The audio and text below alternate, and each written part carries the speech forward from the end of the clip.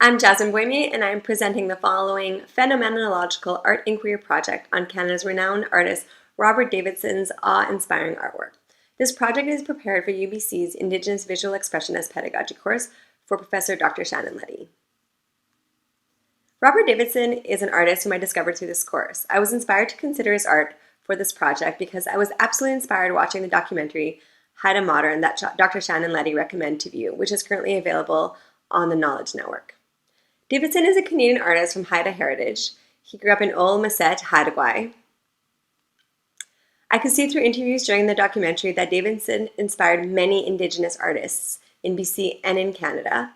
In fact, the Canadian Broadcasting Corporation describes how Robert Davidson essentially helped to popularize and legitimatize Indigenous art.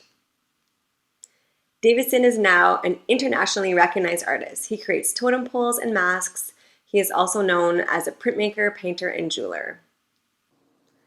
I learned through this course that art is powerful and can even be a catalyst toward a political movement. Cardinal Schubert wrote in her text Flying with Louis that Aboriginal artists in this country in particular have been the first liners. Their hard work and dedication and commitment have made a difference. They have carried the voices of the ancestors forward, acknowledging and demonstrating a cultural continuum unknown to others that is not lost. Carrying the voices of his ancestors forward and being part of a political movement is exactly what happened through Davidson's Mother Bear Pole, which was raised in 1969. Indeed, it helped to reawaken Indigenous Haida culture. After years of oppression, which includes such trauma as residential schools, Indigenous people showed resilience, and Davidson used his art, his voice, his totem pole to propel a movement forward, to take back his culture. His totem pole was the first one raised on Haida Gwaii in almost a century. Davidson said that the totem pole was actually a catalyst to make a statement that, hey, we're alive, we want to be part of this world. His totem pole tells his people's story. Robert Davidson's dedication toward keeping Indigenous culture and art alive, alongside of his political influence, is what inspired me to dig deeper into his artwork. His piece of art that touched me the most is this wooden totem pole, entitled, "We Were Once Silenced." And so I chose this as the piece I want to discuss for this project. What do I notice about this work? The first thing I notice is that this art piece is one solid color. The simplicity of the color scheme in raw wood makes me feel like it has one powerful message to relay, especially considering its title. As I look at the piece, my eyes are immediately drawn to its center. It looks like someone is sideways, trapped inside the totem pole. As I look more closely, it looks like it is a man inside that is trying to scream, but there is a tongue covering the man's mouth. After I take my eyes away from the center and I look at the piece wholly, I see that the totem pole is in the form of a face with its mouth open, holding the man inside hostage. I notice the ovoid shapes in the totem pole that are typical of Northwest Coast art. Here is one ovoid shape, another. I notice the ovoid-shaped eyes on the top of the totem pole look like they mirror the bottom ovoid shapes, which are also not unsimilar to the eyes of the human swallowed inside the mouth, also mirrored on the opposing side. I notice perfectly fluid and symmetric lines in this totem pole. The eyebrows, the eyes in the nose, the mouth, the tongue, the eyes on the bottom of the totem pole, and the eyebrows and nose. What do I know about it or in relation to it?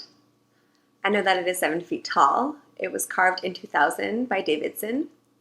It is made from red cedar wood, and it is considered Northwest Coast art. What is Northwest Coast art? According to Dana Claxton, it is that which Northwest Coast Aboriginal practitioners are making due to their location and bloodline. They are not non-Northwest Coast Aboriginals making surrogate art. The art is the culture, and you have to live culture, regardless of acculturation or criminalization. Claxton goes on to explain that the amount of spirit that goes into making art, whether it be totem, mask, box, weaving, basket, painting, print, jewelry, video, music, performance, t-shirt design, or coffee table, regardless of the end creation, all of this Northwest Coast cultural production is embodied within the Northwest Coast Aboriginal cultural experience, both ancient and present. I also know that ovoid shapes can be distinct to Northwest Coast art. The Gordon Smith Gallery has this resource to break down the ovoid shape, which is essentially an egg-shaped form. Its form lines are thickest on top, thinner on the sides, and thinnest on the bottom.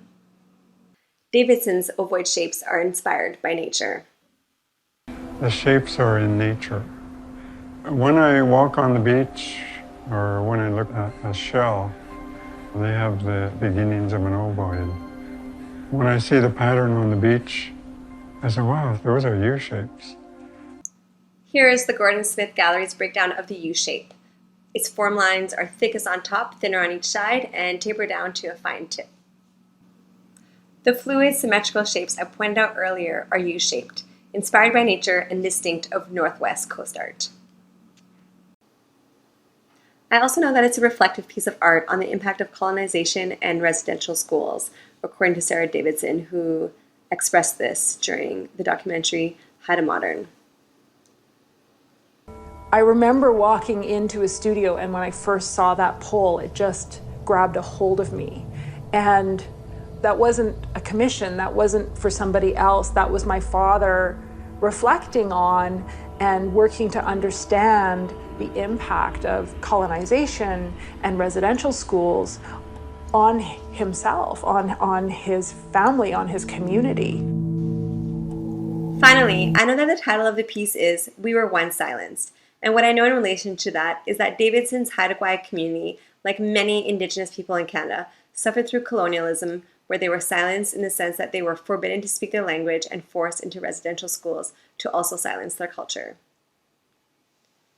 Marker makes the comment that even now, due to the continued effects of colonialism, in local and national narratives, the role of the Native is subordinated and shaped by the need to narrate a selective story that silences dissenting Indigenous voices.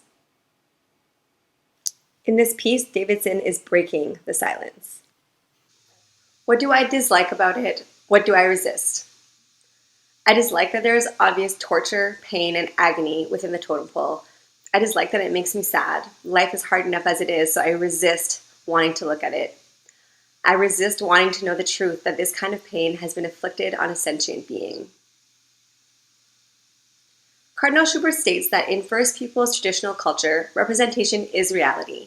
The use of a symbol or act of drawing an image contains the responsibility and adherences of cultural memory and our stored knowledge, represented by visual vocabulary, recognized, held, and passed on by the people revered as elders.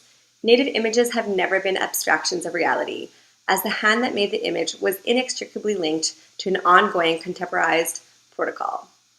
In considering this, I dislike the fact that what is being represented in the image is a hard reality, and that I am reminded that this country I love has been founded on suffering. Davidson is telling his people's story from his point of view.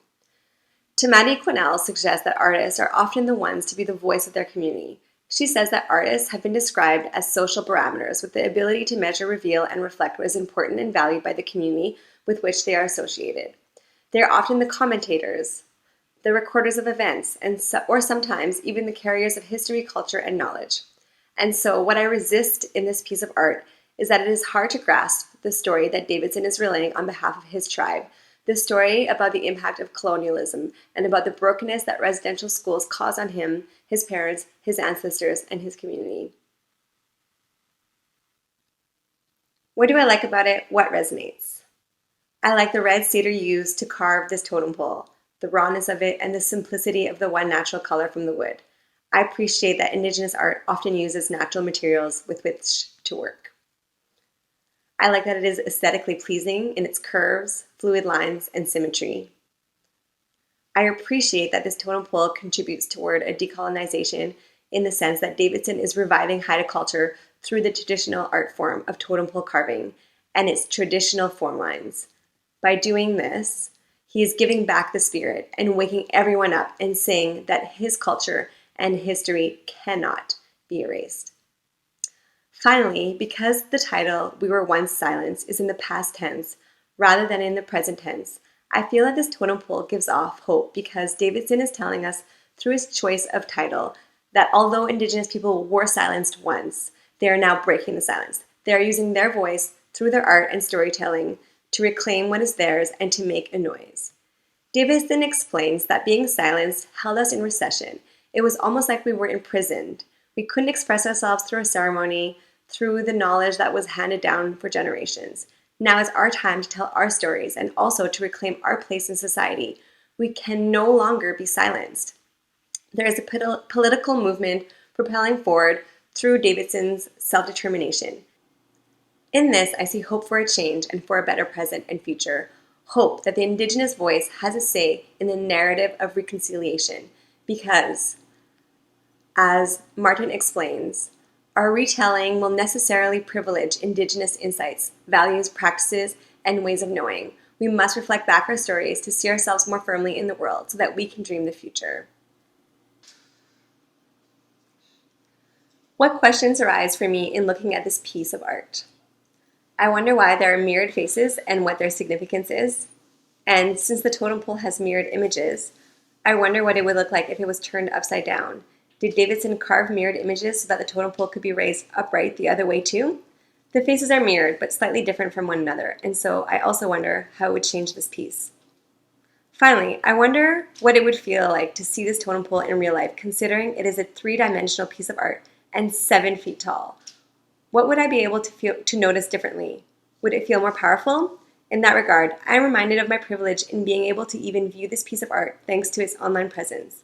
It's interesting to note that the reality that networked Northwest Coast art can exist within cultural frameworks of both ancient and contemporary discourses and can then be displayed online for the world to see. It is a dynamic offering. And the digital realm further pushes to the forefront questions about the meaning or idea of Northwest Coast art, not only to itself, but also to various publics. Its online presence means that anyone can take Davidson's Northwest Coast art and interpret its meaning to suit themselves. This includes Prime Minister Justin Trudeau and his choice of using Davidson's design for his tattoo. Davidson is disappointed in this and said that if he could talk to Trudeau about his tattoo, he would say to the Prime Minister to wear it with honor and be honorable in the promises he made.